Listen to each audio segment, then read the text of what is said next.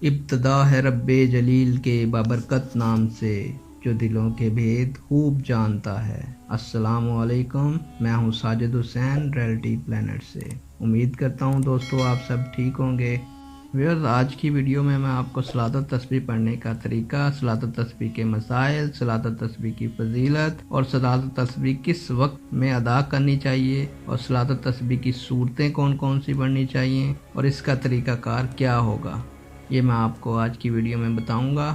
Video کی طرف بڑھنے سے پہلے ویورز، میں آپ سے درخواست کروں گا کہ آپ ویڈیو کو دوسروں تک شیئر کریں تاکہ دوسرے لوگ بھی اس سے فائدہ اٹھائیں، پڑھیں اور ان کے ثواب میں اللہ تعالی ہمیں بھی شامل حال فرمائیں، اور چینل کو جلد از جلد سبسکرائب کر لیں تاکہ آنے والی نئی ویڈیو آپ کو جلد از جلد موصول ہو سکے۔ صلاۃ التسبیح کی فضیلت کے بارے میں آپ کو کچھ بیان کرتا چلوں یہاں پر کہ نفل نمازوں میں صلاۃ التسبیح بہت عظیم الشان نماز ہے جس کی بڑی فضیلت اور بڑا ثواب ہے۔ بڑے سے بڑے گناہ گاروں کے لیے بخشش کا ذریعہ ہے یہ نماز۔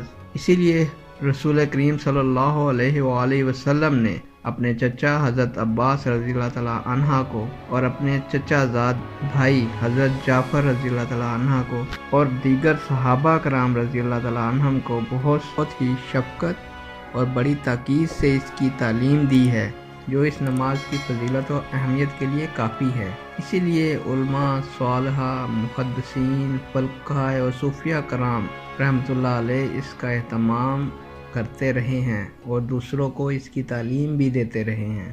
صلاۃ التسبیح کی فضیلت کے ساتھ ساتھ میں صلاۃ التسبیح کے کچھ مسائل بھی آپ سے بیان کر دوں۔ صلاۃ التسبیح کی 4 رکعت ہیں اور ان 4 رکعت کو ایک سلام کے ساتھ پڑھنا بہتر ہے، اور اگر 2 سلام سے پڑھیں تب بھی درست ہے، یعنی صلاۃ التسبیح کو 2 رکعت کر کے الگ الگ سلام کے ساتھ بھی پڑھ سکتے ہیں اور وہ بھی جائز ہے۔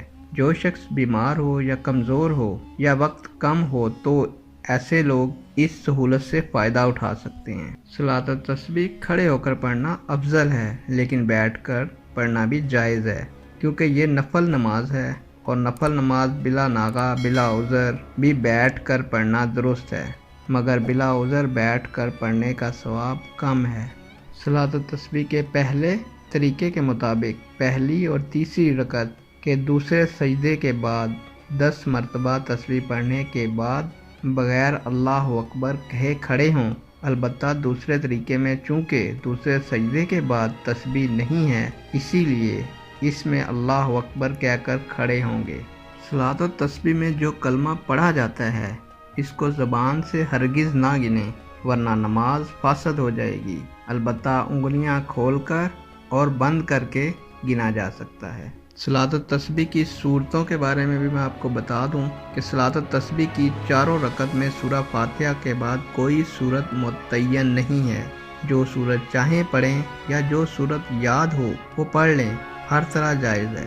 البتہ حضرت ابن عباس رضی اللہ تعالیٰ عنہ سے اس میں یہ صورتیں پڑھنا منقول ہے۔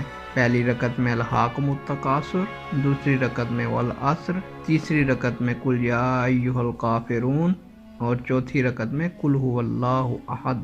دوستو، بعض روایتوں میں یہ صورتیں بھی آئی ہیں، اذا زلزلات والعادیات، اذا جاء اور سورہ اخلاص۔ اس لیے صلاۃ التسبیح میں کبھی کبھی ان صورتوں کو پڑھ لیا کریں۔ ویورز، جیسا کہ آپ جانتے ہیں کہ ہر نماز کا پڑھنے کا وقت ہوتا ہے، اسی طرح صلاۃ التسبیح پڑھنے کا بھی وقت ہے جو میں آپ کو بتاتا ہوں۔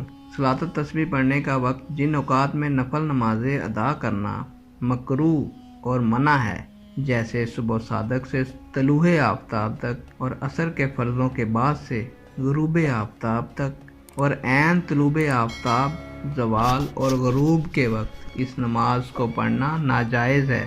ان کے علاوہ دن اور رات کے باقی تمام اوقات میں پڑھنا جائز ہے۔ البتہ زوال کے بعد، یعنی جب ظہر کا آفتاب ڈھل جائے، اس وقت ظہر سے پہلے یہ نماز پڑھنا بہتر ہے۔ اگر اس وقت کسی وجہ سے نہ پڑھی جا سکے تو جس وقت ممکن ہو، رات میں یا دن میں اس کو پڑھا جا سکتا ہے۔ اس نماز کو روزانہ پڑھنا چاہیے، یہ نہ ہو سکے تو یہ نماز جمعہ یا ہفتہ میں ایک بار پڑھنا چاہیے۔ یہ بھی نہ ہو سکے تو مہینے میں ایک بار پڑھ لینی چاہیے، اور اگر یہ بھی نہ ہو سکے تو سال میں ایک مرتبہ پڑھنی چاہیے۔ अगर ये भी ना हो तो कम अज़ कम रवायत है कि ज़िंदगी में एक बार ज़रूर पढ़ लें। सलातुल तस्बीह पढ़ने का तरीका: 4 रकत नफल की नीयत बांध कर सबसे पहले सना पढ़ें।